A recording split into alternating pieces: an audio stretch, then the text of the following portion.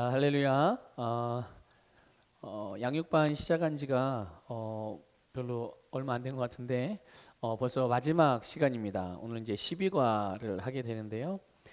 지금까지 우리가 이제 양육반을 하면서 여러 가지를 새롭게 깨달은 것도 있을 것이고, 또 기존에 원래 알고 있던 거지만 다시 한번 말씀으로 확인했던 부분들도 있었을 것이고, 또 잘못 알고 있었던 것들을 새롭게 알면서 아마 교정되어진 부분들도 있을 것입니다. 어쨌든 오늘 마지막 시간인데, 이 마지막 시간까지 우리가 양육을 통해서 우리의 신앙의 기초들을 잘 세워나가고, 또 기초가 든든히 세워지게 되면 그 위에 집을 짓는 거는 이제 더 이상 그렇게 큰 어려움이 없습니다. 근데 기초가 튼튼하지 않으면 무너질 위험이 있지만, 기초만 튼튼하다면 무너질 위험이 그만큼 줄어들게 되는 것이죠. 이 양육반을 통해서 우리의 신앙의 기초들이 잘 세워져 가고, 그리고 기초가 잘 세워진 기둥들 가운데 여러 가지 다양하게 하나님께서 우리에게 주신 아름다운 삶들을 지어가게 된다면 우리의 모든 삶은 탁월한 열매를 나타낼 것이고, 탁월한 열매가 풍성하게 나타나게 될 것입니다. 여러분들의 삶에 그런 은혜가 넘치기를 주님의 이름으로 축복하고요. 오늘 12과 부르심의 소망, 우리 마지막 시간을 함께 하도록 하겠습니다. 먼저 기본 요절 암송, 여러분 교재 120쪽입니다. 부르심의 소망, 요한복음 17장 18절 말씀을 우리 같이 읽겠습니다. 아버지께서 나를 세상에 보내신 것 같이 나도 그들을 세상에 보내었고. 우리 한 번 더 읽겠습니다. 아버지께서 나를 세상에 보내신 것 같이 나도 그들을 세상에 보내었고. 아멘. 자, 우리 121쪽에 서론을 같이 읽겠습니다. 수세기를 걸쳐 나는 누구인가? 나는 어디서 왔으며 무엇을 하다가 어디로 가는 것인가? 라는 질문은 철학자들뿐만 아니라 모든 사람의 근본적인 질문입니다. 그리스도인으로서 나는 누구이며 어디서 와서 이곳에 무엇 때문에 살다가 어디로 가는 것인지를 인지하고 사는 것은 우리가 이 땅에서 허락되어진 삶을 보람 있고 후회 없이 사는데 가장 필요한 그리스도인들의 바탕입니다. 네, 그렇습니다. 우리가 그리스도인으로서 내가 누구인지, 또 어디로 와서 어떻게 살다가 또 어디로 가게 되는 것인지, 이것을 늘 인식하고 살아가는 것이 바로 우리가 이 세상을 살아가는데 우리에게 주어진 이 세상에서의 삶, 이 세상에서의 어떤 시간, 또 이 세상에서 우리가 이 세상에서의 안에서 받은 그 삶의 기회들, 이것들을 정말 우리가 보람 있고 후회 없이 살아가는 데 있어서 굉장히 중요한 부분입니다. 그래서 뭐 철학자들뿐만 아니라 많은 사람들이 인류의 역사가 시작된 이래로 이 질문은 모든 사람들의 아주 근본적인 질문이거든요. 그런데 이 부분에 대해서 하나님의 말씀이 우리에 대해서 아주 명쾌하게 이 질문에 대한 해답을 주고 있어요. 그래서 오늘 그것이 우리의 부르심과 연결되어진다는 것을 아시고 우리가 또 오늘 양육을 통해서 마지막 시간들을 우리가 좀 나눠보도록 하겠습니다. 자, 1번 보면 사도 바울의 네 가지 기도 제목이 있습니다. 에베소서 1장 17절부터 19절인데요. 우리 교재에는 성경 구절이 나와 있지 않지만 우리 한번 읽어보겠습니다. 이제 화면을 통해서 또 성경책 있으신 분들은 찾아서 같이 읽겠습니다. 개역 개정 성경으로 읽을게요. 시작. 우리 주 예수 그리스도의 하나님, 영광의 아버지께서 지혜와 계시형을 너희에게 주사 하나님을 알게 하시고 너희 마음의 눈을 밝히사 그의 부르심의 소망이 무엇이며 성도 안에서 그 기업의 영광의 풍성함이 무엇이며 그의 힘의 위력으로 역사하심을 따라 믿는 우리에게 베푸신 능력의 지극히 크심이 어떠한 것을 너희로 알게 하시기를 구하노라. 아멘. 우리가 처음 1과에서 우리가 본 내용이죠. 사도 바울의 기도고요. 이거는 이제 계시기도라고 그렇게 말합니다. 먼저 이 기도의 내용 중에 첫 번째 내용이 뭐냐면 첫 번째 간구의 내용이 지혜와 계시형을 주셔서라고 되어져 있어요. 지혜와 계시형을 주셔서. 그런데 그 지혜와 계시형을 주시면 우리에게 어떤 일이 일어나는가? 하나님을 알게 해달라고 그렇게 기도하는 거예요. 그러니까 지혜와 계시형을 우리에게 주시게 되면 우리가 하나님을 알게 되고, 그리고 두 번째 기도 제목은 마음의 눈을 밝혀주시옵소서라고 기도합니다. 그래서 마음의 눈이 밝혀지게 되면 우리가 무엇을 알게 됩니까? 하나님의 나를 향한 부르심. 그러니까 부르심의 오늘 제목과 우리 그 12과 제목처럼 부르심의 소망을 깨닫게 된다는 것이죠. 그리고 성도 가운데 영광의 기업이 풍성함이 무엇인지를 알게 해달라고 이렇게 18절에서 기도하고 있습니다. 또 세 번째 기도 제목은요, 기도 내용은 믿는 자들에게 베푸신 하나님의 능력이 얼마나 큰지 알게 해달라고, 알게 해달라고 그렇게 기도합니다. 그러니까 믿음으로 받은 모든 것들을 누릴 수 있기 위해서 이것들을 알게, 그러니까 누리는 게 먼저가 아니라 내가 받은 것이 무엇이고 그것이 얼마나 큰 가치가 있는 것이고 그것이 얼마나 대단한 것인지에 대해서 알아야 우리가 그것을 누릴 수가 있는 거거든요. 그러니까 이 부분을 위해서 기도했던 것이죠. 어쨌든 중요한 것은 모든 그리스도인은 이 반드시 부르심의 소망을 발견해야 해요. 그래서 우리가 우리의 마음의 눈을 밝혀달라고 기도할 필요도 있고요. 그래서 우리가 이제 이 부르심의 소망을 발견을 해야 되는데 이 부르심의 소망을 발견하기 위해서 세워야 되는 기본적인 개념들이 있어요. 우리가 그런 개념들을 좀 오늘 이 12가를 통해서 배워보도록 하겠습니다. 먼저 교재 121쪽에 2번 있죠. 2번 그리스도인은 이 세상에 살지만 이 세상에 속한 자가 아닙니다. 네, 여러분 이 개념을 분명하게 기억하시길 바랍니다. 그러니까 나의 부르심의 소망을 발견하는 데 있어서 이 부분을 우리가 분명히 인식하고 있을 때 이 부르심의 소망이 무엇인지를 발견할 수가 있게 되는 거예요. 그러니까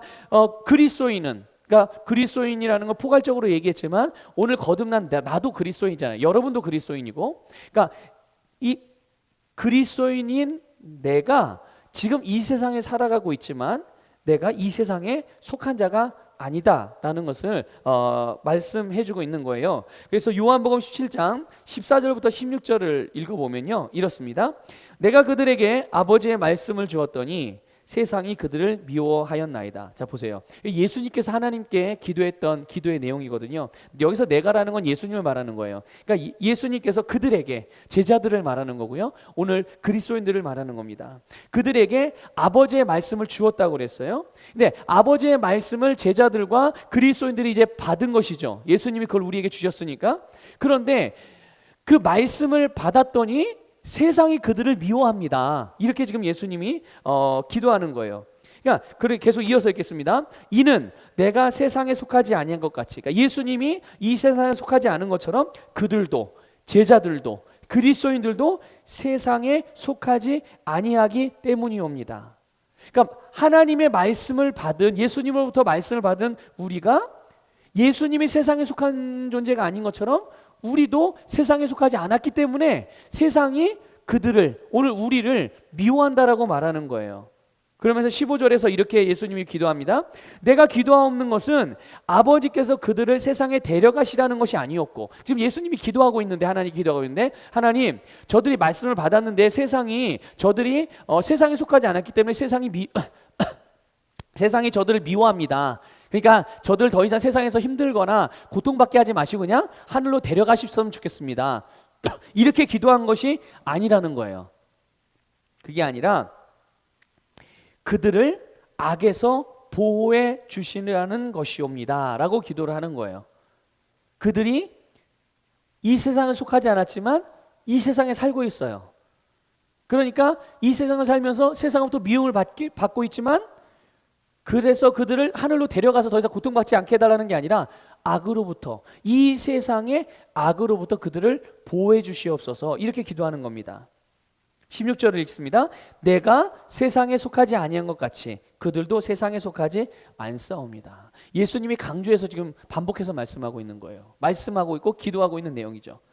예수님 자신이 세상에 속하지 않은 것처럼 저들도 세상에 속하지 않았습니다. 하나님, 이것을 예수님이 우리에게 알려주시는 거죠. 또 요한복음 계속 이어보면 17장 18절을 읽겠습니다. 아버지께서 나를 세상에 보내신 것 같이 나도 그들을 세상에 보냈사옵니다. 그러니까 예수님이 세상에 속하지 않은 것처럼 저들도 세상에 속하지 않았습니다 라고 기도하고, 또 아버지께서 나를 세상에 보내신 것처럼 나도 저들을, 제자들을, 또 오늘 우리들을, 그리스도인 된 우리들을 세상에 보냈사옵니다 이렇게 기도하는 것이에요. 그러니까 보면 이 성경 말씀은 예수님뿐만 아니라 거듭난 우리도 예수님처럼 이 땅에 속하지 않고, 그러니까 우리의 소속이 이 세상이 아니란 얘기죠. 그리고 예수님처럼 아버지 하나님이 예수님을 세상에 보내신 것처럼 오늘 예수님도 거듭난 우리를 세상으로 보냈다라고, 그러니까 우리의 입장에서는 세상으로 보냄을 받은 것이죠. 네, 그렇게 말씀하고 있어요. 나는 예수님으로부터 어디로 가라 마라 이런 얘기를 들어본 적이 없는데요 라고 생각할 수도 있겠지만, 우리가 예수 그리스도를 믿은 순간, 믿고 거듭난 순간에 우리는, 우리의 영이 하나님으로부터 다시 태어나는 거예요. 죄의 본성을 가지고 있던 나의 그 죄된 본성이, 옛 본성, 그것이 예수님의 십자가에서 죽으신 것 동일하게 내가 죽고, 과거에 내가 죽고, 옛사람인 내가 죽고, 죄의 본성인 내가 죽고 하나님으로부터 다시 태어난 거예요. 말씀으로부터 하나님의 의의 본성으로 다시 태어났고, 그 다시 태어나는 순간 우리는 이 땅으로 보냄을 받게 된 것이죠. 이게 내가 예수님을 믿고 거듭난 순간에 이루어지는 일들이에요. 우리가 감각으로 느끼지 못하고 또 눈으로 보지 못하고 손으로 만져지지 않고 이성적으로는 이해가 되는 일이 아니지만 아주 순간적으로 굉장히 중요한 과정들이 지금 우리가 거듭난 순간에 일어나는 거거든요. 뭐 이것뿐만 아니라 다른 부분들도 있지만 오늘 주제와 관련해서는 내가 거듭난 순간 내가 하나님으로부터 태어났고, 하나님으로부터 태어난 것뿐만 아니라 이 땅으로 파송을 받은 거예요. 보내심을 받은 거죠. 예. 이게 우리가 거듭난 순간 일어난 일이에요. 그러려면은 원래 오랜 시간이 걸리는 거 아닌가요? 물론 그럴 수 있죠. 근데 이걸 기억하셔야 돼요. 주님께는 하루가 천년 가고 천년이 하루 같다는 이 시간 개념을, 그러니까 우리는 물리적인 시간의 개념 또는 공간의 개념으로 생각을 하지만, 그렇게 인식을 하지만 하나님은 시공간을 초월하신 분이에요. 3차원에 속하신 분이 아니라니까요. 영으로 기능하신 분이고 영이시고, 또 그 영은 4차원, 아니 그 이상의 차원에 존재하시는 분이기 때문에 시간의 개념이 우리가 알고 있는 이런 똑같은 시간의 개념으로 하나님의 일을 우리가 이해할 수가 없어요. 그러니까 우리가 비록 내가 이 시간적인 개념이라든지 공간적인 개념이라든지 우리 이성적인 이런 생각으로는 이해가 되는 부분이 아니지만, 그러나 이해는 되지 않지만 실제로 우리에게 일어난 일이, 내가 거듭날 때 일어난 일이 하나님으로부터 태어났고 동시에 하나님으로부터 이 세상에, 그러니까 예수님께서 우리를 이 세상에 보내신 거죠. 네. 이것이 우리에게 거듭날 때 일어난 일입니다. 자, 요한복음 17장 21절을 읽겠습니다. 이는 그들 모두가 하나 되게 함이오니 아버지여, 아버지께서 내 안에 계시고 내가 아버지 안에 있는 것 같이 그들도 우리 안에 하나가 되게 하여서 세상으로 하여금 아버지께서 나를 보내신 것을 믿게 하여 주옵소서. 이렇게 예수님이 기도하신 거예요. 그러니까 보세요, 이 하나님께서요 예수님을 보내실 때 그냥 보내신 것이 아니에요. 하나님이 예수님을 이 땅에 보내실 때 그냥 보내신 것이 아니라 하나님과 하나가 되게 하셨어요. 그러니까 하나님과 하나 된 예수님이 이 땅에 오신 거죠. 어떻게 해요?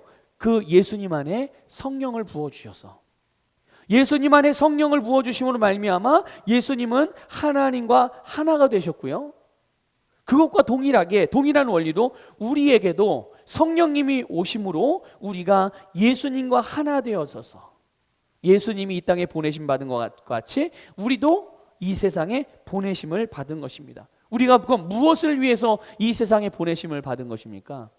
하나님이 나를 구원하는 것이 나를 향한 온전한 계획이고 또 그게 나를 향한 계획의 끝이라면, 내가 예수님을 믿고 거듭나서 하나님의 자녀가 된 순간 우리는 하늘로 올림받아야 되는 거죠. 끌려 올라가야 되는 거죠. 그러나 하나님은 우리를 하늘로 올린 것이 아니라 오히려 하늘에 속한 우리를 이 땅으로 보내셨어요. 그 우리로 하여금 이 세상을 살아가게 하셨죠. 거듭났음에도 불구하고. 그것은 또 다른 목적이 있다는 얘기예요. 하나님께서 우리를 향한 계획이 있다는 뜻이죠.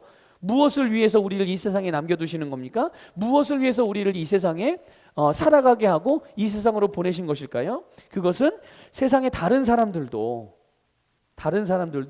예수님이 하나님으로부터 보냄받은 하나님의 아들이자 구원자이심을 믿게 하기 위해서. 그러니까 우리를 통해서 세상 사람들이 예수 그리스도가 하나님의 아들이시고 구원자라는 사실을 믿을 수 있게 하기 위해서 우리를 이 세상에 보내신 거예요. 여러분 이것을 잘 인식할 수 있기를 주님의 이름으로 축복합니다. 예. 하나님이 예수님을 세상 사람들이 믿게 하기 뭐 직접적으로 뭔가 당신이 막 뭐 일하고 막 이런 게 아니라 하나님은 오늘 이 시대에 신약의 교회, 바로 예수를 믿는 여러분, 주님으로부터 부름받고 보냄받은 여러분을 통해서 예수님을 믿게 하기 위하여 누가? 세상 사람들이요. 세상 사람들이 여러분을 통해서, 우리를 통해서 예수님을 믿게 하시기 위해서 우리를 이 세상에 살게 하신 것이고 보내신 것인 줄 깨달으시길 바랍니다. 그러니까 지금 우리가 요한복음 17장 14절부터 쭉 봤잖아요.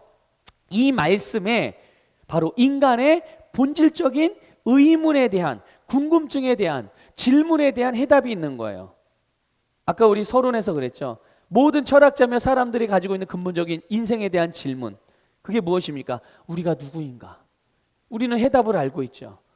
이 말씀이 우리에게 알려줘요. 우리는 하나님의 자녀이죠. 어디서 왔습니까? 하늘로부터 보내심을 받았어요. 그럼 하늘로 보내심을 받아서 우리는 그럼 이 세상에 왜 살고 있죠?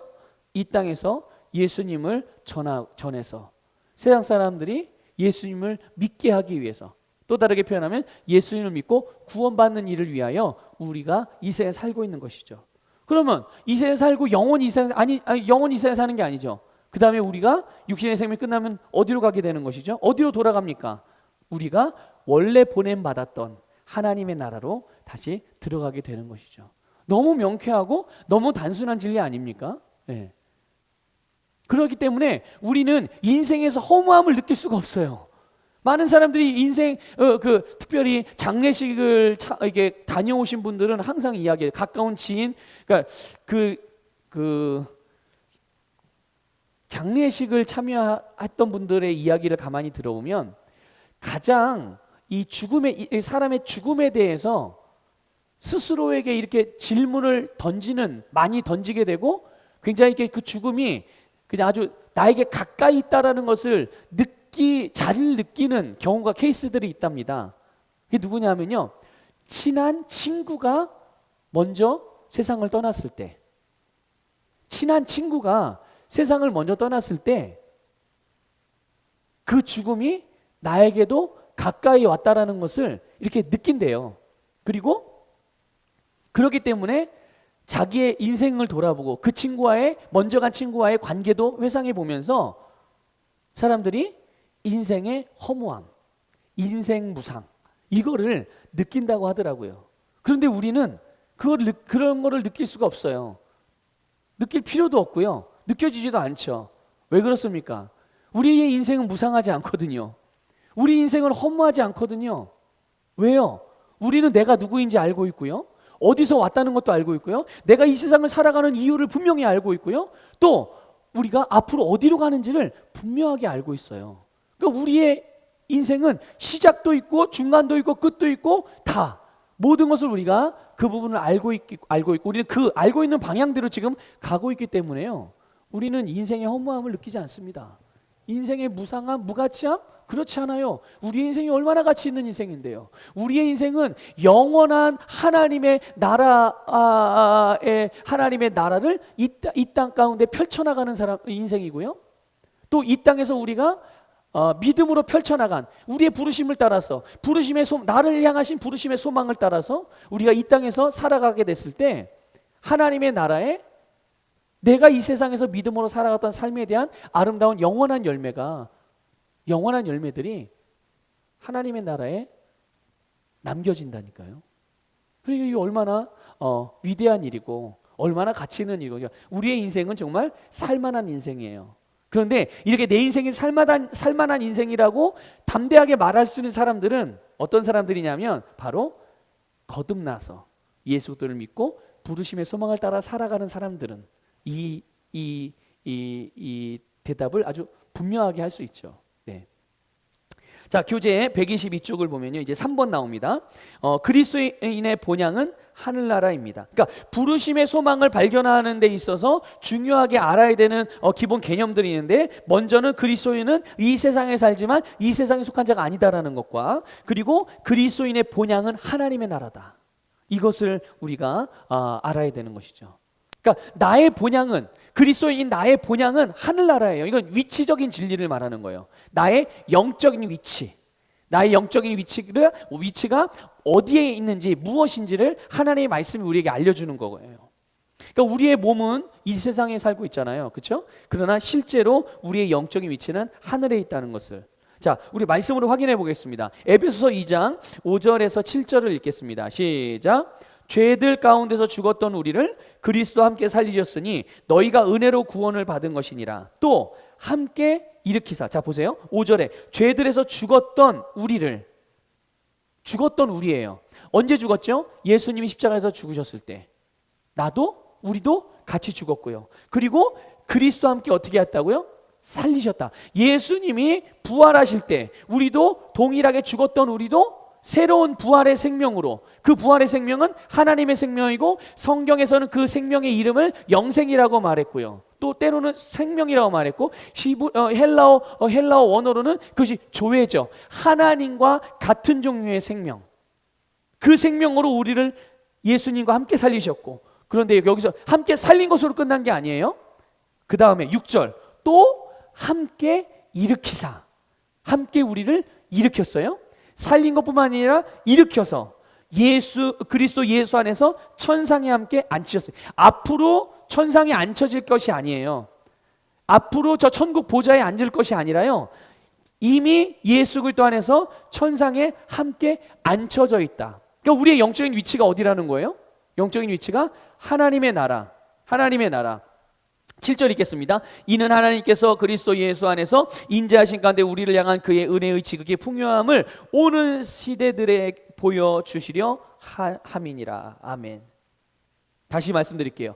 예수님께서 죽으실 때 우리도 함께 죽었고, 예수님이 다시 살아나실 때 우리도 함께 살아났고, 그분께서 예수님이 하늘의 보좌 우편에 앉으실 때 우리도 함께 앉혀진 것이죠.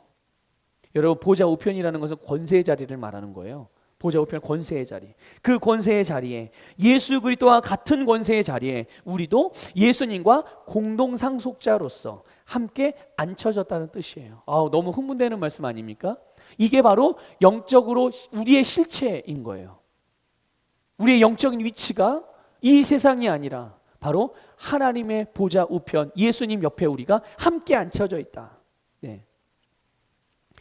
바로 예수님과 같은 권세의 자리, 예수 그리스도와 같은 권세의 자리에 우리도 함께 있는 거예요. 그래서 우리가 기도할 때 마지막에 예수 이름으로 기도합니다라고 그렇게 기도를 하잖아요. 우리가 기도할 때 예수 이름으로 기도하잖아요. 우리가 그 의미를 알고 기도해야 돼요. 우리가 기도에 대해서 배웠을 때도 이 부분을 잠깐 나눴었죠. 예. 기도의 마침표, 그러니까 예수 그리스도 이름으로 기도합니다는요, 기도의 마침표를 의미하는 게 아니에요. 그게 아니라 우리가 예수님의 위치에서 기도한다는 뜻이에요. 예수 그리스도의 이름으로 기도합니다는 예수 안에서 예수님과 같은 위치에서 기도한다는 의미예요. 그냥 그게 그런 의미일 수도 있고, 근데 그걸 알고 또 모르고 이게 무슨 큰 의미 달라지는 게 있나요? 달라지는 게 있죠. 우리가 하나님께 기도할 때 믿음의 역사가 다릅니다. 이걸 알고 기도하는 것과 모르고 기도하는 것과는. 네. 하나님께서는요, 우리의 기도를 들으실 때 이렇게 내가 예수님의 이름으로 기도한다는 의미를 알고 기도하는 자들의 기도, 그러니까 보세요. 하나님은 우리가 예수님의 이름으로 기도하잖아요. 우리가 기도할 때 하나님은 우리의 기도를 마치 예수님께서 친히 당신께 하시는 기도처럼 여기시고 그렇게 기도를 들으신다는 뜻이에요. 그러니까 예수님이 기도할 때는 예수님이니까 하나님이 응답을 더 잘하시고, 나는 예수님보다 한참 뒤에 있으니까 내 기도는 하나님이 좀 응답을 천천히 해주시고 어쩔 때는 응답을 안 하시고, 이게 아니란 말이에요. 우리가 예수님의 이름으로 기도한다는 것 자체가, 내가 예수 그리스도 안에 있다는 것 자체가 바로 예수님과 같은 권세의 자리에서 우리가 있다는 것이고요. 그 권세를 동일하게 우리가 행한다는 거죠. 그러니까 우리가 예수님과 함께 권세의 자리에 앉아서 통치권, 다스리는 권세, 왕의 권세를 행사하는 것이죠. 그런데 하나님께서 우리에게 이런 은혜를 베푸신 이유, 그것은 하나님이 그리스도 예수 안에서 우리에게 자비로 베푸신 은혜가 얼마나 풍성한 것인지 다가오는 모든 세대에게 보여주시기 위함이라, 알게 하시기 위함이라. 누구를 통해서요? 우리를 통해서요. 여러분을 통해서. 그것이 우리의 부르심이신 것이죠. 네. 자, 4번. 자, 또 우리는 세상에 보내졌지만 세상에 속한 자가 아니다. 계속 공통적으로 겹치는 부분이 있죠. 우리가 세상에 살고 있지만 세상에 속한 자가 아니다라는 뜻이에요. 네. 우리는 어디로 보내주신 받은 자들입니까? 세상으로 보냄받은 자들이에요. 자, 요한일서 2장 15절부터 17절 읽겠습니다. 세상도 세상에 있는 것들도 사랑하지 말라. 자, 다시요. 세상도 세상에 있는 것들도 사랑하지 말라. 누구든지 세상을 사랑하면 아버지를 사랑함이 그 안에 있지 아니하니 이는 세상에 있는 모든 것이 육신의 정욕과 안목의 정욕과 생의 자랑이요 아버지께 속한 것이 아니라 세상에 속한 것이기 때문이라. 세상도 세상의 정욕도 사라지지만 하나님의 뜻을 행하는 자는 영원히 거하느니라. 자, 교재의 밑줄 친 부분을 보면요, 하나님의 뜻을 행하는 자는 어떻게 된다고요? 영원히 거한다. 세상도 영원하지 않고 세상의 정욕도 영원하지 않고. 그러니까 영원하지 않다는 것은 뭐예요? 사라진다는 것이죠. 없어진다는 거예요. 불타버린다는 거죠. 성경적인 계시록의 표현을 보면, 예, 불타서 없어지는 것이죠.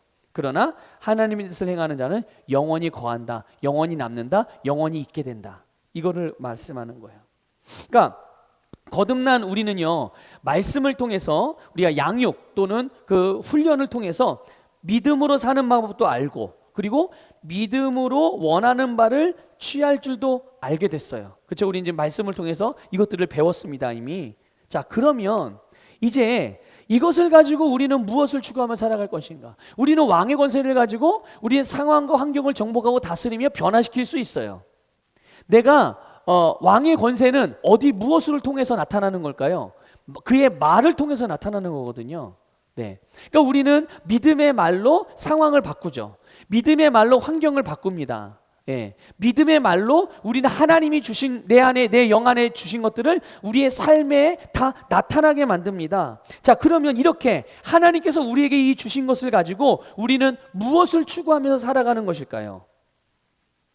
우리가 영적으로 어린, 우리 지난 시간에 영적 성장에 대해서 배웠는데, 영적으로 어린 아이들의 특징 중에 하나가 있죠. 그게 무엇입니까? 영적으로 어릴 때는 자기중심적이게 돼요. 다 자기만, 나만 이렇게 되는 거죠. 그러니까 영적으로 어릴 때는 내 자신의 필요를 구하고 세상의 것들을 취하며 살아가는 것도 나름 복된 일이에요. 그럴 때는. 네. 영적으로 어릴 때는 하나님 나 복 주세요, 나 부자 되게 해주세요, 나 건강하게 해주세요, 우리 가정 잘 되게 해주세요, 우리 자녀들 형통하게 해주세요, 문제 없게 해주세요, 사고 나지 않게 해주세요, 내가 사람들로부터 무시당하지 않게 해주세요, 뭐 이런 기도들. 그런데 그런 기도가 응답이 돼요. 하나님이 응답을 해주신단 말이에요. 영적으로 어린 수준에 있을 때는 어린 수준에 맞게 응답을 해주세요. 그것도 나는 복된 일이죠. 그것도 정말 주님께 감사할 은혜에 감사할 내용들이에요. 그러나 성장하면요 달라져요. 영적으로 성장하면 달라지게 됩니다. 아니, 또 달라져야 되는 것이 마땅하고요. 그래서 조금 전에 읽었던 요한일서 2장 15절 이하의 말씀을 통해서 보면요, 사도 요한은요, 그래서 세상의 것들을 사랑하지 말고 하나님 나라의 것을 추구하며 살라고 그런 거예요. 하나님이 우리에게 주신 권세를, 하나님이 우리에게 주신 능력을, 하나님께서 우리에게 주신 예수 그리스도의 이 위치와 같은 공동 상속자가 되게 하신 이 놀라운 권세를 가지고서 세상의 것들을 사랑하며 세상의 것들을 추구하지 말고 하나님의 것들, 하나님의 나라의 것들, 영원한 것을 추구하며 살아라라고 우리에게 가르쳐주고 있는 것이죠. 아까 좀 전에도 말씀드린 것처럼 세상과 세상에 속한 것들은요 다 지나가고 사라지게 돼요. 그러나 안타깝게도 많은 사람들이, 심지어 많은 믿음의 사람들조차도 여기에다 인생을 걸고 이것들을 추구하며 살아간다는 거예요. 네.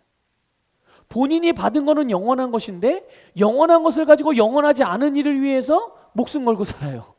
마치 그거를 얻지 못하면, 그것을 이루지 못하면, 그것을 내 것으로 만들지 못하면, 내가 그것을 누리지 못하면 마치 내가 대단히 실패한 인생으로 여기고 아주 불쌍한 인생으로 여기고 아주 그냥 낙오된 낙오자처럼 인식하면서 얼마나 어리석은 일입니까? 안타까운 일이고요.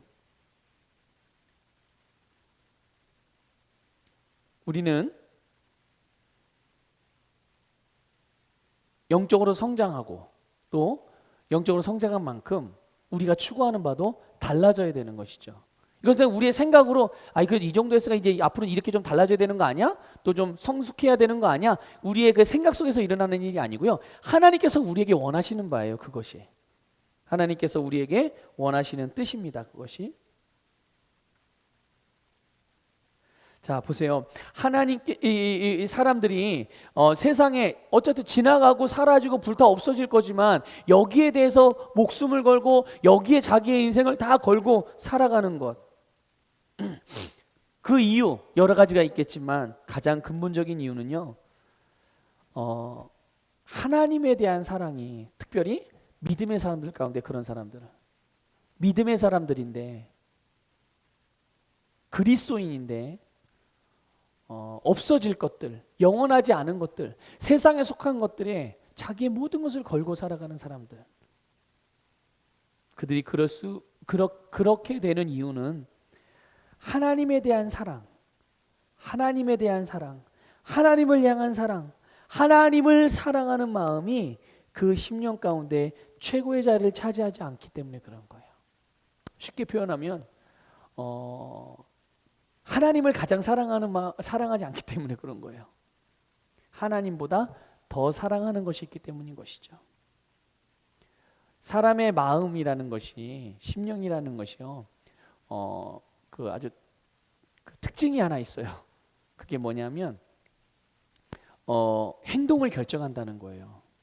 그래서 내 생각 속에, 내 마음 속에, 내 심령 속에 가장 사랑하고 가장 중요한 것을 내가 가장 먼저 행동하고 먼저 거기를 찾아가고 그 일을 가장 중요하게 여긴다는 거죠. 내 행동이며 태도가. 그러니까 하나님을 가장 사랑하지 않고 하나님보다 더 사랑하는 것이 있는 사람들은요, 그것을 위해서 자신의 모든 것들을, 그러니까 모든 행동이며 결정이며 의도며 동기며 모든 것이 다 그것을 중심으로 돌아가게 돼 있어요. 그러니까 세상과 세상에 속한 것들에 자기 인생의 전부를 거는 사람들은 하나님을 사랑하는 것보다 세상과 세상에 속해 있는 것들을 더 사랑하기 때문에 그렇다라는 말씀입니다. 그러나 그것은 어떻게 된다고요? 사라진다고요. 영원하지 않아요. 영원히 남는 것, 그것은 다른 것이 아니라 바로 하나님의 뜻을 행하는 것입니다. 우리가 하나님의 뜻을 행한 것들, 그것만 영원히 남는 거예요.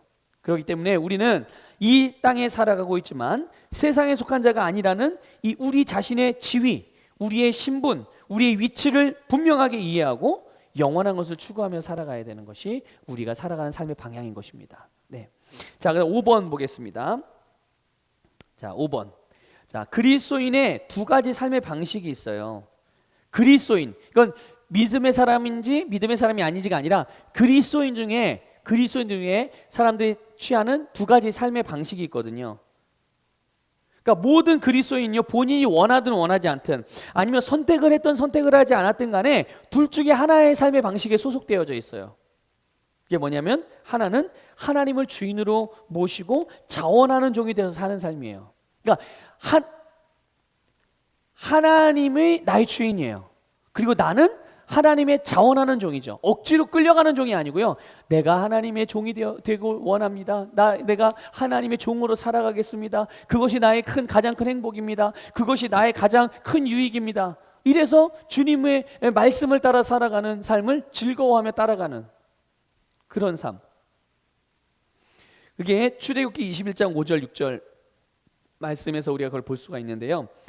교재에는 성경 구절에는 나와 있지 않아요. 우리 개역 개정 성경으로 읽어보겠습니다. 읽겠습니다. 시작.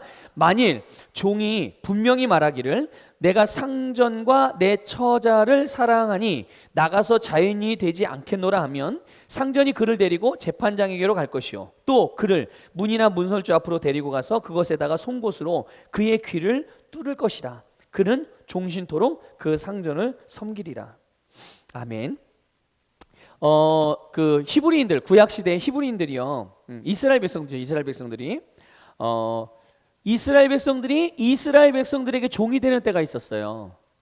원래는 같은 민족의 백성들을 종으로 삼으면 안 되는데 종이 되어지는 경우가 케이스들이 있었습니다. 그게 뭐냐면 어떤 경우냐면 빚이나 또는 몇몇 이유들 때문에 빚을 진다든지, 그러니까 빚을 졌는데 빚을 제때에 갚지 못한다든지, 또 몇몇 이유들로 인해서 이스라엘 사람들이 히브리인들이 또 다른 히브리인들에게, 이스라엘 사람들이 또 다른 이스라엘 사람들에게 종이 되는 경우가 있는데, 이때는 계속 종이 되는 게 아니에요. 계속 종이 되는 게 아니라 6년을 지나고 나면 7년째, 우리 안식년이라고 말하는 7년째가 되면요, 그 종들은 다 해방됩니다. 자유의 몸이 돼요. 자기의 삶을 자기 일상으로 이제 돌아가게 되는 거죠. 그런데 그 중에 어떤 사람들은 이 종살이를 한 6년 하다 보니까 6년을 하다 보니까 처자식이 생기는 경우도 있고, 또 처자식이 생긴 것뿐만 아니라 자기가 그동안 섬겼던 주인이 너무 좋은 사람인 거예요. 그래서 자기가 종이지만 종처럼 대우하지 않고 너무 자식처럼 대해주고 친구처럼 대해주고 너무 잘해주는 거예요. 그래서 그 신분은 종인데 그 종의 삶이 너무 만족스럽고 행복해서 7년이 지났음에도 불구하고 스스로 나는 자유인이 되는 것보다 여기서 우리 주인의 종으로 사는 게 훨씬 낫겠다. 그래서 스스로 자원해가지고 평생 그 집의 종으로 살겠다고 선택할 수가 있었어요. 그래서 그럼 그 선택의 징표가 뭘까요? 그거는 다른 게 아니라 그 사람은 재판장에게 가서 알립니다. 그러니까 제사장을 말하는 거예요. 제사장에게 알리고 자기 귀를 주인 집에 문설주에다 대고 송곳으로 귀를 뚫어서 표를 삼았어요. 무슨 표요? 이 사람은 이 주인의 종이다. 이 집의 종이다.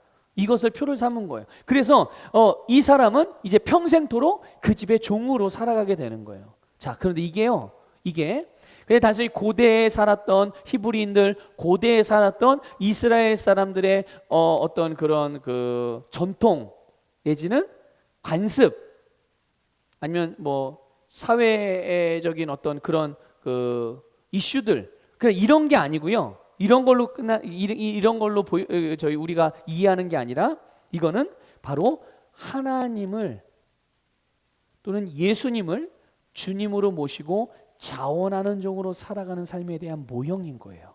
예. 이것을 보면서 고대 이스라엘 사람들은 그렇게 살았구나, 이렇게 알려고 성경에 기록해 놓은 게 아니고, 그거는 바로 하나님을 주님으로 모시고 자원하는 종으로 살아가는 삶에 대한 모형이에요. 그럼 왜 문설주에 대고 귀를 뚫었을까요? 다르게 표현할 수도 있었을 거 아니겠어요? 왜 문설주에 대고 귀를 뚫었을까요? 우리 잠언 8장을 보면요, 우리가 거기서 힌트를 얻을 수가 있어요. 자, 잠언 8장 34절 읽겠습니다. 시작. 내 말을 들으며 날마다 나의 문들에서 지켜보고 나의 문설주들에서 기다리는 자는 복이 있나니. 아멘. 자, 다시 한번 읽어볼게요. 내 말을 들으며 날마다 나의 문들에서 지켜보고 나의 문설주들에서 기다리는 자는 복이 있나니. 아멘. 보세요. 자원하는 종된 사람의 귀는 이제 어디에 속해 있느냐? 그 귀는 이제 자기 귀가 아닌 거예요. 누구의 귀예요? 그 주인에게 속해 있는 것이죠. 그 주인의 귀예요. 그러니까 평생 언제나 주인의 문 곁에 서서 그 주인의 말씀과 그 주인의 지시를 듣기 위해서 항상 열려있는 귀가 되는 거죠. 주인의 목소리에 항상 열려있는 귀가 되는 거예요. 그것이 바로 하나님 앞에서 자원하는 종으로서 우리가 가져야 될 태도인 것이죠. 언제나 하나님을 향하여 귀를 열어놓고 그분의 음성에 귀를 기울이고 그분의 말씀이 그분이 무엇이라 말씀하시는지 계속 듣고자 하는 마음, 그런 자세, 그런 태도.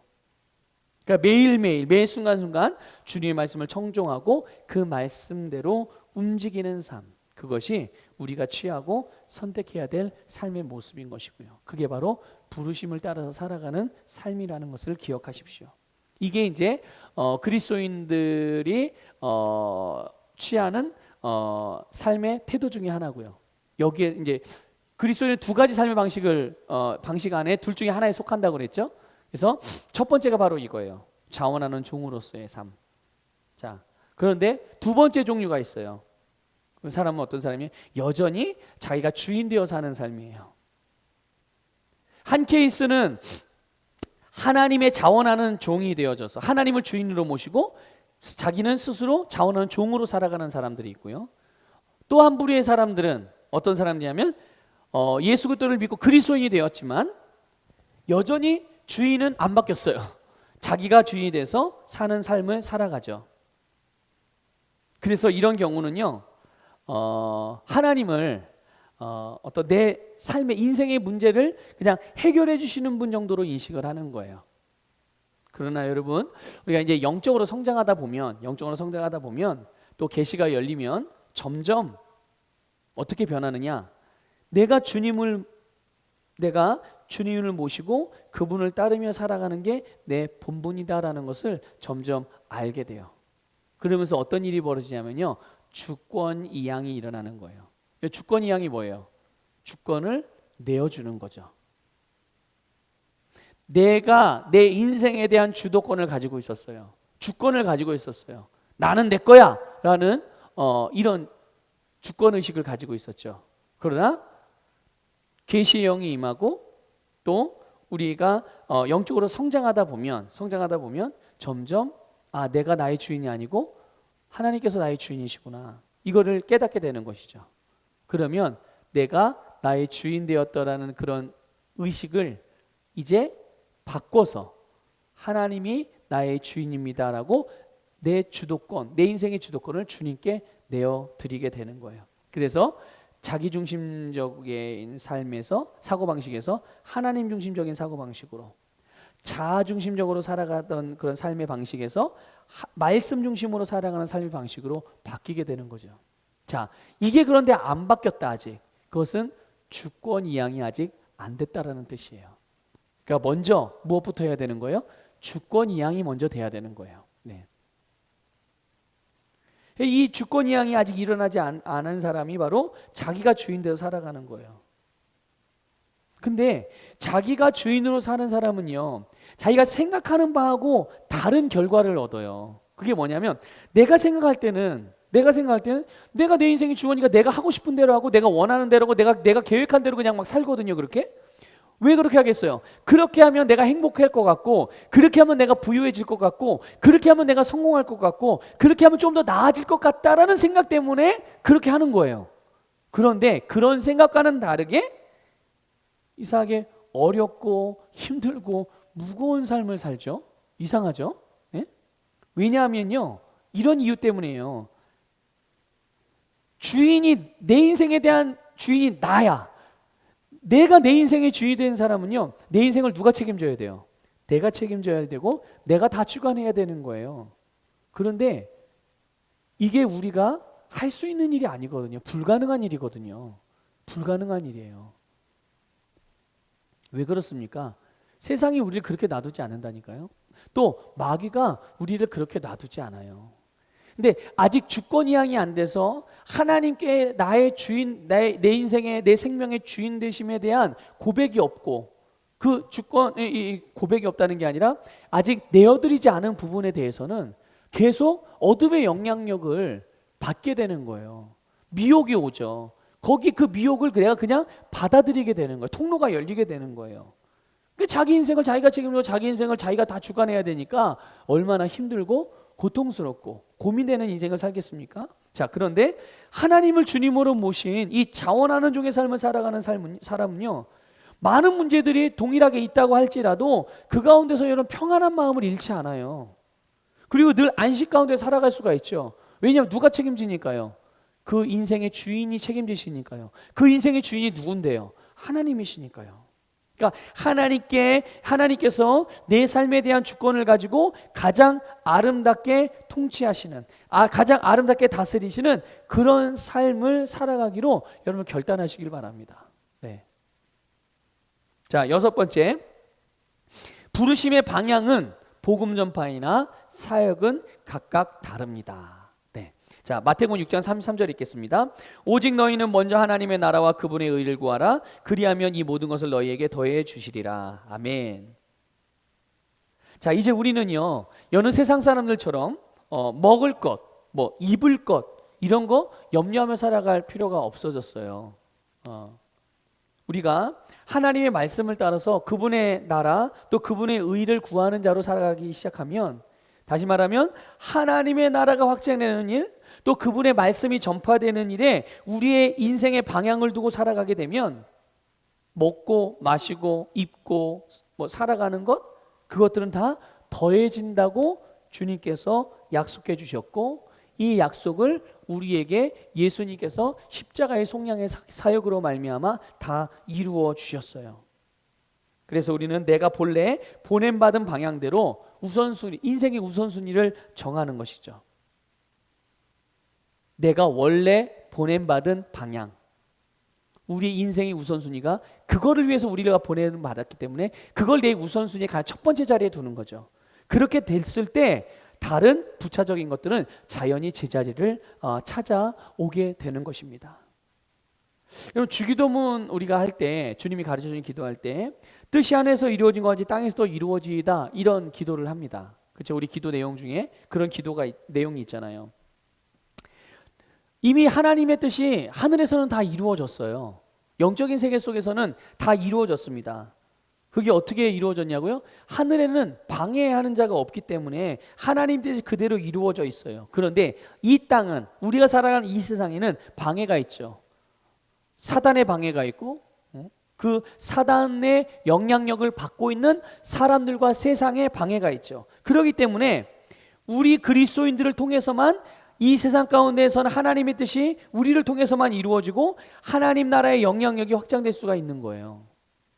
그러니까 하나님의 뜻이 하늘에서 이루어진 것처럼 땅에서도 이루어지이다. 누구를 통해서요? 바로 여러분과 저를 통해서, 거듭난 우리를 통해서, 그리스도인들을 통해서.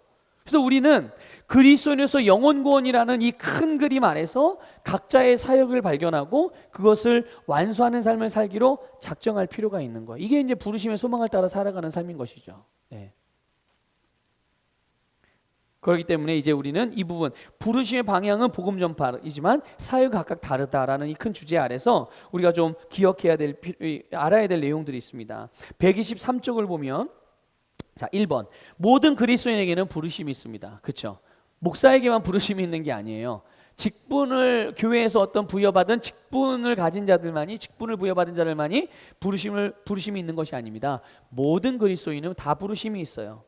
그래서 우리가 영적으로 태어나는 순간부터 성령님께서는 우리를 부르심을 향해서 인도하세요. 부르심의 방향대로 인도하시는 거예요. 하나님께서 우리를 부르신 그 방향으로 성령님이 우리를 인도하시는 겁니다. 그래서 우리가 그 부르심을 완수할 수 있도록 하나님은 성령을 통해서 우리에게 모든 은사를 주시고 필요한 모든 것들을 다 공급해 주세요. 예. 그래서 우리는 우리를 향한 부르심을 찾는 거 그렇게 어려운 것이 아닙니다. 우리를 부르심. 하나님, 나의 부르심이 무엇입니까? 알려주시옵소서.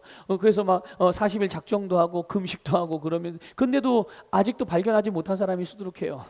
네. 물론 그렇게도 하나님께서 또 알려주시기도 하지만 꼭 그 방법만으로 알려주시는 건 아니에요. 아주 단순한 방법들도 있거든요. 외부에서 오는 어떤 음성, 외부에서 나타나는 어떤 현상, 그것들만이 우리가 하나님의 뜻을 아는, 그건 아주 부수적인 것이고요. 아주 뭐라고 할까요? 사실 신약적인 방식은 아니죠. 예.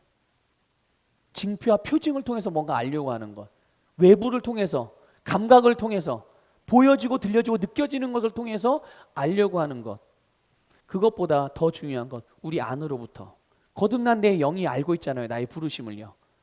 이것이 내 밖으로 흘러나오게. 그래서 우리가 살펴야 되는 것은 밖에서 일어나는 무슨 소리가 들리나, 어떤 현상, 환상이 보여지지 않나, 뭐 나의 비전이 보여지지 않나, 꿈으로 나타나지 않을까, 이런 거에 또 하나님의 임재가 뜨겁게 역사해서 나에게 어떤 이 느낌으로 어떤 감동을 주지 않을까, 그런 것들만을 기대하는데, 여러분 우리가 집중해야 될 것은 외적인 것들이 아니에요. 이미 우리 안에 주어져 있는 거거든요. 내 영이 나의 부르심을 알고 있거든요. 그러니까 우리는 내 거듭난 영에 집중해야 되는 거예요. 예. 자, 우리의 영이 하나님께서 나를 부르신 부르심을 알고 있어요. 그래서 부르심과 연결되어진 것들을 내가 듣게 되거나 보게 되면요, 우리의 심령이 먼저 뜨겁게 반응합니다. 내 영이 먼저 뜨겁게 반응해요. 어떤 경우는 뭐 선교사님들이나 어떤 사역자들의 이야기들, 그들의 어떤 부르심 받았던 이야기들, 그들의 사역의 내용들, 어떤 그 사역의 또 열매에 대한 그런 간증들을 들으면서 말씀을 들을 때 막 내 심령이 뜨거워지고 거기에 대해 막 반응을 하게 되는 경우도 있어요. 그러면 그런 경우는 그 영이 뜨겁게 반응하는 것이 분명하면 그들의 부르심은 바로 그런 방향인 거예요.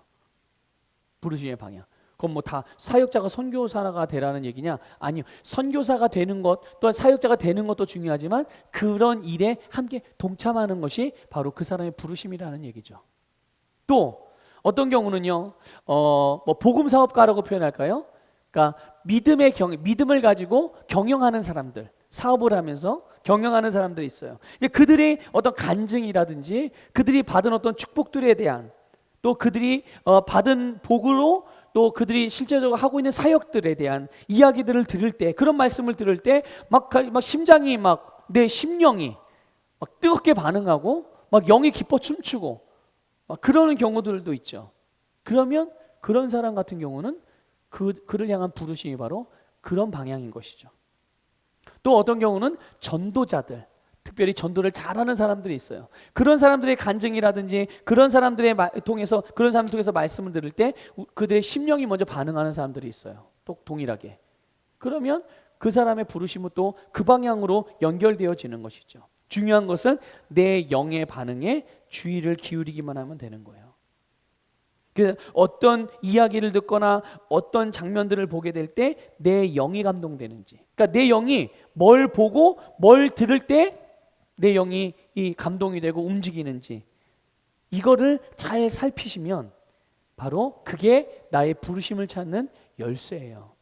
하나님이 뭐라고 음성을 들려주실 때까지 기다리지 마시고 여러분의 영이 기뻐 뛰는 그것을 여러분 안에서부터 발견하시길 바랍니다. 그게 가장 정확한 방법이에요. 그래서 데이브 로버슨 목사님 같은 경우는 이렇게 표현했어요. 나는 어떨 때 눈물을 흘리는가? 내가 눈물 흘리는 곳이 하나님께서 나를 통해 치유하기 원하시는 곳이다. 그러니까 거기가 그 일을 하는 것이 바로 그 사람의 부르심이라는 얘기죠. 또 이렇게 표현했어요. 나는 어떨 때 화가 나는가? 내가 화가 나는 곳이, 그러니까 이거는 이 화는요, 혈기를 말하는 게 아니라 의로운 분노를 말하는 거예요. 의로운 분노. 내가 어떨 때 의로운 분노가 생기는가? 바로 내가 의로운 분노가 나는 그곳이 하나님께서 나를 통해서 변화시키기 원하시는 곳이다 라고 그렇게 표현을 했어요. 예. 그러니까 우리의 영이 어떤 모양으로 반응하든 그 반응이 뜨겁게 일어나는 거기가 또 그 일이, 그 자리, 그 위치가 우리를 부르신 부르심이다라는 것을 알 수가 있는 것이죠. 그래서 모든 그리스도인에게는 다 부르심이 있습니다. 나이가 많고 적고, 뭐 남자 여자, 인종, 뭐 소유의 많고 적음, 배움이 많고 배움이 별로 없고, 아니에요. 이런 건 상관없어요. 네. 모든 그리스도인에게는 부르심이 있습니다. 자, 두 번째, 하나님의 마스터 플랜 가운데 우리 각자는 독특한 사명이 있습니다. 하나님의 모든 계획 가운데 우리 각자는 독특한 사명이 있다는 거예요. 그러니까 뭐 부르심이라니까 무조건 뭐 목사나 선교사만 좋은 게 아니라 하나님께서 나에게 시키신 그 일이 가장 좋은 거예요, 나에게는. 그래서 하나님께서는 우리 각자가 부르심을 잘 감당할 수 있도록 만드셨고 또 그것을 감당할 수 있는 은혜를 주셔요. 그러니까 이걸 이해하셔야 돼요. 우리가 태어나기 전부터, 그러니까 내가 태어나기 전부터 하나님에게는 내 인생에 대한 계획이 있으셨어요. 믿습니까? 내가 태어나기 전부터 하나님은 내 인생에 대한 나의 부르심이 이미 계획되어져 있었고 그 계획을 따라서 우리가 모태에서부터 내게 부모로부터 받은 또 하나님으로부터 받은 이 모든 DNA, 모든 기질, 모든 특성들이 다 우리를 향한 부르심, 하나님의 계획을 다 이루어갈 수 있도록 아주 잘 준비되어지고 조성되었어요. 그래서 우리는 하나님이 나에게 하라고 하신 일, 그게 뭐 목사든 선교사든 뭐 복음사업가든 뭐 의사든 판사든 가정주부든 사업가든 직장인이든 공무원이든 선생님이든 뭐 환경미화원이든 마트의 캐셔든 무엇이든 간에 어떤 일이든 간에 하나님이 나에게 시키신 일을 하는 것이 중요한 거죠. 하나님은 하나님이 시키신 그 일을 내가 가장 잘할 수 있도록, 그 일에 대해서 하여튼 내가 가장 잘할 수 있도록 내 모든 DNA 안에 그것을 감당할 수 있는 또 그것을 잘 해낼 수 있는 그런 유전자를 주셨다니까요. 네. 이것들이 우리의 삶에서 원활하게 잘 나타나고 드러나고 탁월해지게 하는 비결, 그거는 먼저 복음 전파, 하나님의 뜻이죠. 부르심의 모든 부르심의 방향은 똑같다고 그랬어요. 사역이 다른 거예요. 부르심의 방향은 복음 전파란 말이죠. 그렇기 때문에 우리 모든 그리스도인들은 우리의 인생의 모든 그리스도인들의 인생의 방향을 복음 전파에다가 맞추고 그리고 하나님을 나의 삶의 주인으로 모시는 주권이양이 일어난 다음에 말씀으로 잘못된 생각들을 고치면서 영적으로 성장하게 되면 부르심은 우리 안에서 자연스럽게 발견되어지는 것입니다. 네, 이것을 꼭 기억하십시오. 자, 3번 부르심은 더 높은 차원으로 최고의 부르심까지 발전해 가야 합니다. 그렇죠. 부르심은요, 지속적인 훈련과 성장 과정을 거쳐서 계속해서 발전합니다. 그러니까 그 과정에서 이 계속 발전하는 과정에서 지금 수행하고 있는 부르심이 있잖아요. 지금 내가 하고 있는 일, 지금 내게 맡겨진 일들, 이 작은 것에 충성하게 될 때 성령님이 우리를 최고의 부르심으로 인도하세요. 그러니까 지금 내가 수행하고 있는 이 부르심에 대한 역량이 증가하는 것은 물론이거니와 다음 단계의 새로운 부르심으로 인도받게 되는 거예요. 지금 과정에 충성하게 될 때. 자, 디모데후서 2장 20절부터 21절 읽겠습니다. 큰 집에는 금과 은으로 만든 그릇들뿐만 아니라 나무와 진흙으로 만든 그릇들도 있어. 어떤 것들은 귀히 여기고 어떤 것들은 천히 여기느니라.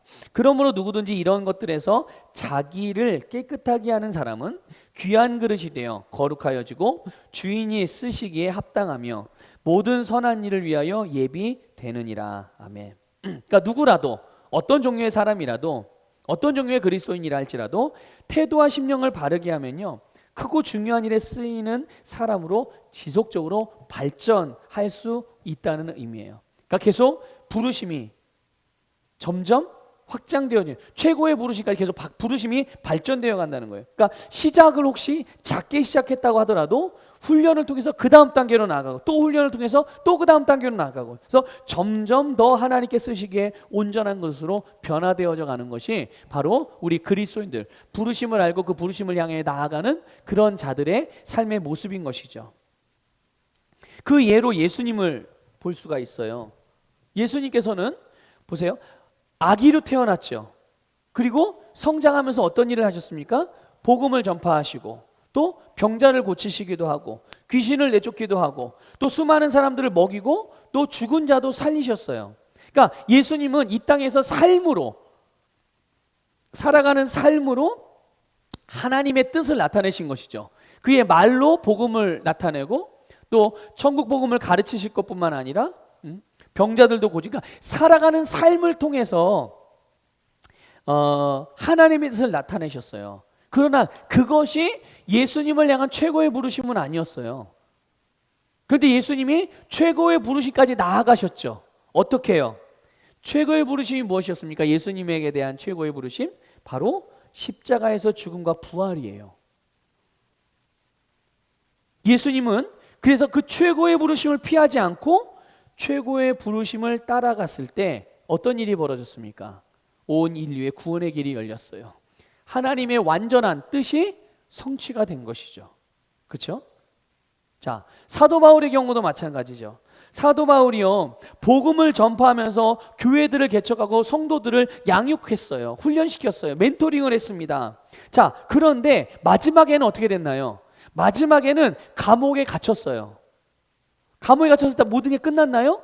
그럴 것 같았는데 그러지가 않았더라고요. 감옥에 갇혀서 끝난 게 아니라 감옥에서 교회들에게 편지를, 여러분 감옥에서 어떻게 복음을 증거하죠? 감옥에서 어떻게 양육을 하죠? 감옥에서 어떻게 멘토링을 하죠? 가만히 생각해 보니까, 사도 바울이 생각해 보니까 본인이 할 수 있는 게 아무것도 없어요. 그래도 할 수 있는 게 뭔지를 찾아봤어요. 분명히 하나님께서 나를, 자신을 감옥에다가 가두어, 이 감옥에 갇혀 있는 상태에서 그냥 인생을 끝내는 것이 자기를 향한 부르심의 마지막이 아니라고 생각을 했던 것 같아요. 그래서 계속 찾았죠. 방법을. 도대체 하나님의 부르심이 무엇인가? 내가 이 가운데서 또 주님께서 나에게 맡겨주신 일이 무엇일까? 그러다 보니까 생각난 것이 편지를 쓰는 거였어요. 그래서 바울이 편지를 쓰기 시작했죠. 그런데 그 감옥에서 쓴 편지가 지금 우리가 보는 신약 성경의 일부가 되었어요. 여러분, 바울이 그 편지를 쓸 때, 감옥에서 편지를 쓸 때 그게 성경이 될 거라는 것을 생각했을까요? 그건 생각지도 못했죠, 당연히. 감옥에 갇힌 인생에서 할 수 있는 일이 있다면 편지를 쓰는 것밖에 없었어요. 그런데 놀랍게도 바울은 자기에게 맡겨진 일을 그냥 작은 일이라 할지라도 그냥 있는 자리에서 할 수 있는 최고의 것들을 선택해서 한 것뿐이에요. 그런데 하나님은 그것을 사용하셨죠. 그가 썼던 편지를 통하여서 그 당대와 그 후대 모든 교회와 성도들에게 새로운 피조물의 계시를 나타내신 거예요. 그리고 사도 바울은 어떻게 됐죠? 순교로 생을 마감했어요. 사도 바울은 최고의 부르심으로 나간 겁니다. 그래서 에베소 2장 10절 읽어보겠습니다. 우리는 그분의 작품이니 그리스도 예수 안에서 선한 일들을 위하여 창조되었느니라. 그리스도 예수 안에서 선한 일들을 위하여 창조되었어요. 이 일들은 하나님께서 미리 정하시어 우리로 그것들 가운데서 행하게 하려 하신 것이라. 하나님께서 미리 우리를 향한 부르심을 정해놓으셨고 그 계획을 가지고 계셨고 우리를 이 세상에 보내셔서 그 당신의 계획을 위해서 우리를 보내셨고 그것을 이루어가게 하시는 일, 그게 지금 우리가 살아가는 삶의 모습인 것이고요, 삶의 방향인 것입니다. 지금 사도 바울의 이야기를 잠깐 드렸는데 지금 어떤 그런 생각이 드네요. 사도 바울은 이때부터 언택트 사역을 했었던 것 같아요. 그렇죠? 지금 우리가 코로나19 사태로 인해서 언택트가 아니죠. 온택트죠. 온택트. 예. 온택트. 예? 그래서 편지라는 매개체를 활용하여서, 그러니까 몸으로는 만날 수 없고 얼굴을 대면할 수 없지만 비대면으로 편지를 통해서, 세상 편지를 통해서 보지도 않고서 성도들을 양육해요. 보지도 않았는데, 대면하지도 않았는데 편지를 통해서 멘토링을 합니다. 또 편지를 통해서 교회들을 개척해 나가요. 참 놀라운 일이죠. 그런데 오늘 우리가 이런 일들을 하는 시대를 맞았어요. 그래서 대면이 아닌 비대면으로, 직접 만나지 않아도 온라인을 통해서, 이런 영상 매체들을 통해서, 그렇죠? 이 영상 매체로 양육도 하고, 영상 매체로 셀도 운영하고, 영상 매체로 함께 예배드리고, 영상 매체로 함께 중보기도 하고, 영상 매체로 더 연결되어져서 더 긴밀하게 하나님의 역사, 우리를 향한 부르심을 향해서 함께 연합해서 나아가는 것. 지금 이 말씀을 보니까 그 생각이 나네요. 놀랍게도 예수님도 그러셨죠. 예수님의 사역에도 컨택트가 아니라 언택트를 통해서 사역을 하신. 그런데 그 사역의 열매가 멀리 떨어진 상상할 수 없는 지역에서까지 그런 사역의 열매들이 나타나는, 놀랍습니다. 우리가 바로 그런 시대를 살아가고 있어요. 네. 지금도 우리는 이렇게 온라인을 통해서 양육을 하고 있지 않습니까? 네. 이게 새로운 뉴노멀이 아니라니까요. 이미 뉴노멀은 예수님으로부터 시작이 되어졌어요. 하나님께서 예수님을 이 땅에 보내신 것부터 뉴노멀이 시작된 거예요. 그 표현을 인제서 사용하는 것 뿐인 거예요. 자, 7번 보겠습니다. 자, 부르심을 따라갈 때 그럼 주의할 점이 뭐냐? 부르심을 따라갈 때, 여러분, 부르심을 따라갈 때 절대로 비교하지 마십시오. 부르심은요, 함께 가는 것입니다. 함께 가는 거예요. 그래서 필요한 것이 있다면 서로 격려해 주는 것이 필요합니다. 또 두 번째, 보이는 열매를 보고 실망하지 말라. 그 보이는 열매가 뭐예요? 여러분, 눈으로 볼 수 있고 숫자로 셀 수 있고 감각으로 느낄 수 있는 그런 거를 말하는 거예요. 그런 것을 보고서 실망하든지, 아니면 그 반대로 그것으로 해서 흥분하지 말라는 거예요. 우리의 계산법하고 하나님의 계산법은 다르다는 것, 이것을 꼭 기억하세요. 누가복음 12장 48절 있습니다. 반면에 알지 못하고 맞을 짓을 한 자는 매를 적게 맞으리라. 다시요. 반면에 알지 못하고 맞을 짓을 한 자는 매를 적게 맞으리라. 이는 많이 받은 자에게서는 많이 찾게 될 것이요, 또 사람들이 많이 맡긴 자에게는 더 많이 달라고 할 것이기 때문이라. 이게 바로 하나님 나라의 원리입니다. 하나님의 계산 방법이에요. 하나님은 주어진 목 안에서 각자의 부르심을 얼마나 완수했는지를 보시지, 너 A라는 사람보다 너 저기 A라는 사람보다 못했네, 너 A라는 사람보다 열매가 많네, 너 A라는 사람보다 열매가 적네, 이렇게 계산하시지 않아요. 하나님은 각자의 부르심이 있는데 그들에게 맡겨준 일, 그들에게 하라고 하신 일, 그것이 완수가 되었는지 그렇지 않은지 그거를 계산하시는 것입니다. 마태복음 25장 21절 23절 읽겠습니다. 시작. 그의 주인이 그에게 말하기를 잘하였도다. 착하고 신실한 종아, 네가 적은 일에 신실하였으니 내가 너로 많은 것들을 다스리도록 하리라. 내 주인의 기쁨에 동참하라고 하더라. 아멘. 자, 이거는 21절 이 말씀은요, 5달란트 받은 자에게 하신 말씀이에요. 자, 이제 23절은요, 2달란트 받은 자에게 하신 말씀입니다. 읽겠습니다. 그의 주인이 그에게 말하기를 잘하였도다. 착하고 신실한 종아, 네가 적은 일에 신실하였으니 내가 너로 많은 것들을 다스리도록 하리라. 내 주인의 기쁨에 동참하라고 하더라. 아멘. 자, 보세요. 주인이 5달란트로 10달란트를 만든 종과 2달란트로 4달란트를 만든 종에게 서로 각자 다르게 칭찬한 것이 아니고요, 똑같이 칭찬했어요.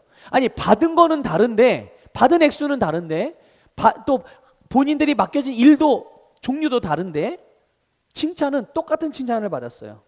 우리의 우리의 계산 방법에는, 아니, 10달란트 만든 사람과 10달란트를 만든 사람과 4달란트를 만든 사람과는 완전히 다르잖아요. 누가 더 칭찬받을 만합니까? 10달란트 받은 사람이 더 많으니까 더 칭찬받을 만한 것이죠. 근데 우리 눈에는 그렇게 계산이 되어지지만 하나님의 계산법은 다른 거예요. 그러기 때문에 우리는 우리의 삶을 통해서 나타나는 열매를 보고 실망한다든지, 아니면 또 반대로 흥분해서 우쭐하게 여기지 말라는 것입니다. 이것을 주의해야 돼요. 부르심을 따라갈 때. 네. 자, 우리 123쪽에 8번 보면요. 맡은 일에 충성하라. 123쪽이 맞나요? 124쪽입니다. 124쪽 8번. 맡은 일에 충성하라. 이것이 너무나도 중요한 부분이에요. 고린도전서 4장 2절 읽겠습니다. 청지기에게 요청되는 것은 무엇보다도 신실한 사람으로 발견되는 것이라. 자, 보세요. 이 말씀은 굉장히 중요한 말씀인데, 우리가 그리스도인으로서 이 세상을 살아가는 데 있어서 반드시 기억하고 잊지 말아야 될 말씀입니다. 자, 청지기에게 요청되는 것은 무엇보다도 신실한 사람으로 발견되는 것이라. 이것이 이제 우리 개혁 성경이나 개혁 개정에서 맡은 자들에게 구할 건 충성인이라, 이 말씀이에요. 그러니까 청지기에게, 맡은 자, 하나님의 부르심, 하나님의 일을 맡은 우리에게 요청되는 게 있어요. 그게 뭐냐면 어떤 것보다도 우선되어지는 바로 신실한 사람으로 발견되어지, 신실한 사람으로 나타나져야 되고, 신실한 사람으로 여겨져야 되는 거예요. 사람들이 볼 때 저 사람 참 신실한 사람이야 라고 보여져야 된다는 것이죠. 여러분, 복음 전파라는 하나의 방향 안에서 우리의 각자 부르심을 향해 지금 달려가고 있어요. 저도 그렇고 여러분들도 그렇고요. 근데 그것이 하늘로부터 이 땅에 보내심 받은 사람으로서 가장 아름답고 행복한 삶이라는 것을 알고 계셔야 돼요. 아이고, 왜 딴 사람 안 시키고 나한테 이런 일 시켰나? 이게 아니라, 이야, 다른 사람도 그렇게 많은데 나에게 이런 위대한 일을 할 수 있게 맡겨주신 하나님께 너무 감사하고, 그 일을 내가 한다는 것, 그 역사에 내가 지금 한복판에 서 있다는 것, 주님과 함께 더불어 이 일을 이루어간다는 것, 내 믿음의 동역자들과 우리 목사님과 또 우리 지체들과 함께 이 일을 함께 만들어간다. 야, 이거 너무 대단하고 아름다우니 내 인생은 진짜 행복한 인생이구나. 이것을 알아야 된다는 거예요. 그걸 세뇌시켜가지고 내가 그런 사람이야, 내가 그런 사람이야 이렇게 억지로 노력하는 게 아니라 내 심령으로부터 그 진리를 발견해야 되는 것입니다. 그러므로 현재 지금 내게 맡겨진 일에 충성하는 것은요, 이것을 위해서, 그러니까 내가 보냄받은 사람은 가장 아름답고 행복한 삶을 살아가는 일을 위해서 가장 기본적이며 중요한 조건인 거예요. 지금 내가 맡고 있는 일, 지금 내게 맡겨진 일에 충성하는 것. 현재의 일이, 지금의 일이 다음 단계를 위한 최고의 발판이에요. 이 발판을 디디지 않고는요, 이 발판을 디뎌서 넘어서지 않고는 그 다음 단계가 없어요. 그렇기 때문에 중요한 것은 무엇이냐면 지금의 현재의 삶을 내가 말씀으로 다룰 수 있어야 되는 거예요. 이걸 다루지 못하고 이게 불평이 생기고 원망이 생기면서 또 회피하고 도피하려는 마음이 있다는 것은 아직 내가 그 발판 위에 온전히 굳게 서지 못하고 있는 거예요. 그것을 맡은 자로서 내가 그 일에 대해서 신실하지 못하고 있는 것이죠. 그럼 우리가 해야 될 일은 그것을 피하거나 도망가거나 불평하거나 원망하거나 탓할 일이 아니라 그 일에 대해서 충성하는 것이 바로 우리가 해야 될 일입니다. 이런 예가 있어요. 자, 두 사람이 있는데 A라는 사람과 B라는 사람이 있습니다. A라는 사람은 학력도 좋아요. 그리고 좋은 직장에 다닙니다. 그리고 연봉도 많이 받습니다. 그런데 B라는 사람은요, 학력도 높지 않고 그냥 일용직 노동자예요. 근로자예요. 두 사람이 같은 시기에 거듭났어요. 그리고 동시에 같은 시기에 또 하늘나라로 올라갔어요. 그런데 A라는 사람은 두 사람이 거듭나서 하늘나라로 올라간 게 아니라 하늘나라로부터 보냄을 받았죠. 어디로요? 이 세상으로, 자기의 삶의 자리로. 그렇죠? 그래서 그 가정과 또 직장, 사업장, 또 그와 연결된 사람들, 또 그가 섬기는 교회, 여기로 그는 파송이 되어져서 살아갑니다. 자, 그런데 거듭나서 하나님으로부터 보냄을 받아서 이제 부르심을 받은 거죠. 근데 여전히 A라는 사람은 자기중심적인 삶을 살아요. 여전히. 그래서 열심히 일해서 열심히 먹고 살고 또 여윳돈이 생기면 좋은 투자처를 모색하고 더 큰 집과 더 좋은 차, 더 안락한 삶을 목적으로 삼고 최선을 다해서 막 이루어 갑니다. 교회에서 봉사도 안 하지 않아요. 합니다. 그러나 중요한 것은 뭐냐면 그 봉사를 하는 것은 그냥 본인의 체면 때문에 내가 교회를 다녔는데 구원 받았는데 이 정도쯤은 해야 되는 거 아닌가? 내가 교회를 10년 다녔는데 20년 다녔는데 내가 이런 직분을 가지고서 이런 일 가지 안 하면 사람들이 날 뭘로 생각하겠어? 그래도 해야지. 이런 마음으로 봉사를 해요. 기도 생활을 할 때도 기도도 마찬가지죠. 기도하는데도 그죠? 기도의 내용을 보면 다 그냥 우리 가족이 그냥 잘 되고 뭐 하는 일이 잘 되고 건강하고 그냥 일상생활에 필요한 필요를 채우고 순 기도 내용들이 다 그런 거예요. 자, 그런데 B라는 사람은 주님을 자기 삶의 주인으로 모시고 살아요. 기도할 때도 자기가 원하는 것보다 하나님이 원하시는 기도가 무엇인지를 묻고 또 어쩌다가 여윳돈이 생기고 나면 또 어떤 좋은 선물들이 들어오게 되면 그것을 어떻게 사용하는 것이 가장 아름답게 사용하는 것일까 주님께 묻습니다. 그래서 하나님이 감동을 주시는 대로 또 말씀하시는 대로 하나님의 나라의 확장, 교회의 부흥을 위해서 막 후원하고 어려운 성도들을 중보하고요. 교회 생활에도 보면 봉사하는 것도 대부분의 사람들은 막 겉으로 드러나서 칭찬받고 인정받을 만한 그 봉사의 일들의 종류가 또 있잖아요. 눈에 잘 띄는 거. 근데 그게 아니라 남들이 다 하기 싫어하고 꺼려하는 그 자리를 일부러 찾아가서 보이지 않는 곳에서 남들이 꺼려하는 분야에서 말없이 봉사하면서 그렇게 살아가요. 그런데 놀랍게도 이 B라는 사람의 봉사와 섬김과 그의 삶을 통해서 많은 사람들이 복을 받고 은혜를 입고 그 혜택을 받는 거예요. 두 사람이 평생을 그렇게 살았어요. 각자의 삶의 방식으로. 그러다가 이제 세상을 떠나서 하나님 앞에 서게 됐습니다. 자, A라는 사람은요, 땅의 것들만 계속 바라보고 살았기 때문에 하나님 앞에 갈 때도 그것을 다 놓고 가기가 너무 힘들었어요. 그런데 그렇다고 그걸 다 가지고 갈 수가 있나요? 다 놓고 갈 수밖에 없는 것이죠. 결국 억울한 마음으로 자기 것을 어쩔 수 없이 다 놓고 빈몸으로 이제 하나님 앞에 선 거예요. 그런데 자기가 이 땅에서 이룬 것이, 이 땅에서는 엄청난 것들을 많이 이뤘거든요. 큰 집에 엄청난 많은 액수의 은행 잔고, 또 많은 투자, 많은 인맥들, 많은 명예들, 좋은 차, 자식들에게 좀 엄청난 재산을 물려주고 사회에 막 기부도 많이 하고 사람들로부터 인정을 받았습니다. 근데 그 위대하고 본인이 생각할 때 그 대단했다고 생각했던 것들이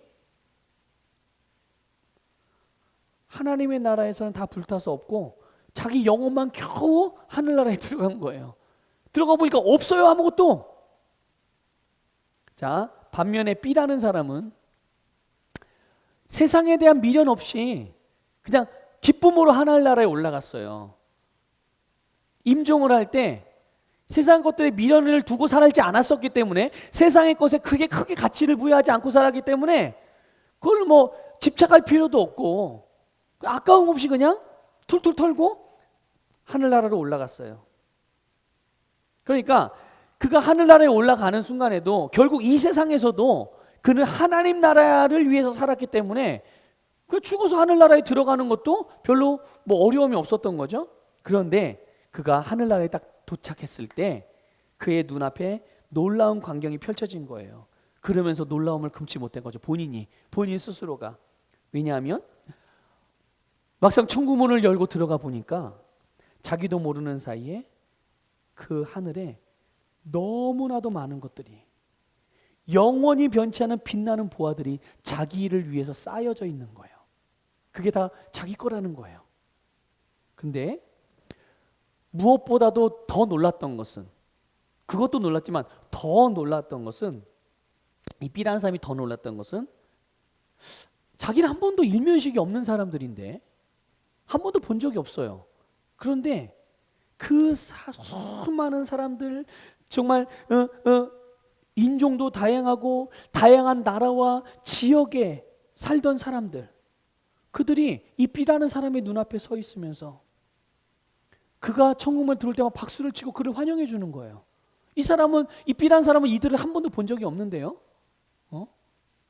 그래서 고맙다고 막 인사하고 그를 환영해 주는 거예요.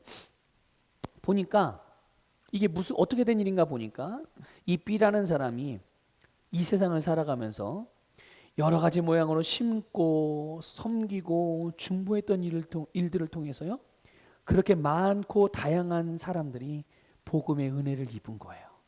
아, 너무 놀라워요. 네.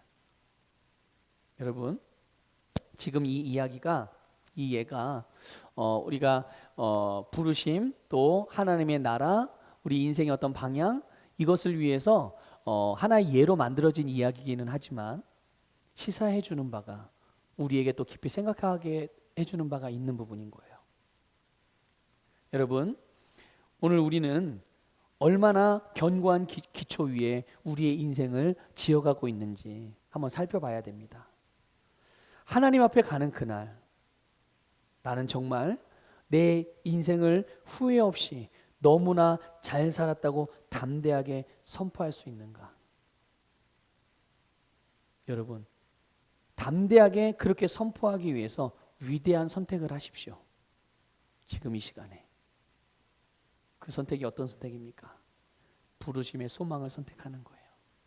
하나님께서 여러분을 부르신, 하나님께서 나를 부르신 그 부르심을 선택해서 여러분의 인생의 방향과 인생의 목적을 하나님이 여러분을 부르신 부르심에다 초점을 맞추고 나아갈 수 있기를 축복합니다.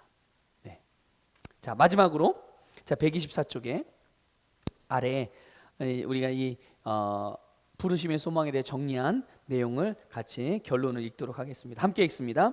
우리 그리스도인은 거듭난 순간 하늘나라에서 태어난 자이며 이 세상에 그의 덕을 선전하라고 보내심을 받았습니다.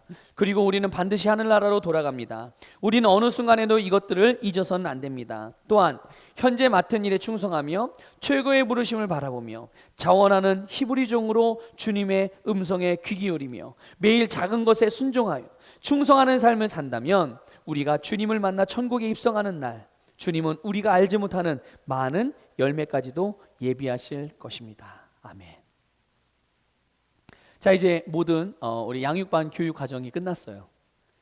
근데 이 과정은요, 뭐 어떤 프로그램이 아니에요. 우리 교회를 잘 돌아가게 만드는 그런 프로그램이 아니라 이 과정 하나하나는 한과 한과는 다 우리가 하는 이 신앙생활의 핵심입니다. 그러니까 한 번 배웠다고 그래가지고요, 이제 이게 교육이 맞춰졌잖아요. 맞춰졌으니까 나 이제 한 번 다 끝났어. 이것으로 인해서 이거 그냥 한 번 끝냈다고 우리의 신앙이 완성이 되는 건 아니에요.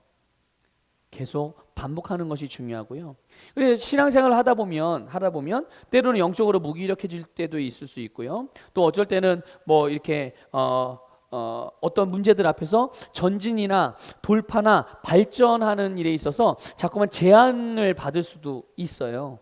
여러분, 그럴 때마다 중요한 건 뭐냐면 뭔가 새로운 방법을 찾아도 돌파구를 찾으려고 노력하지 마시고요, 이미 알고 있는 그런 기초를 말씀으로 다시 확인하면서 영적으로 더 충만해지고 회복될 수 있어요. 그러니까 그럴 때마다 이 다시 믿음의 반석 교재를, 양육반 교재를 살펴보시면서 내가 어느 부분에서 지금 막혀 있는지를 점검하고 그 부분을 다시 또 우리가 새롭게 만들어가고, 그런 과정들을 통해서 우리는 계속 영적으로 성장해 가는 것입니다. 자, 지금까지 1과부터 12과까지 양육반을 하시느라 수고 많으셨고요. 이제 이 양육반을 통해서 배운 여러 가지 12가지의 이 기둥들, 신앙의 기둥들을 기초로 해서 여러분들의 신앙의 삶의 집을, 여러분의 인생이라는 집을, 영적인 집을 정말 최고의 탁월한 집으로 아름답게 지어가기를 주님의 이름으로 축복합니다. 감사드립니다. 여기서 마치겠습니다.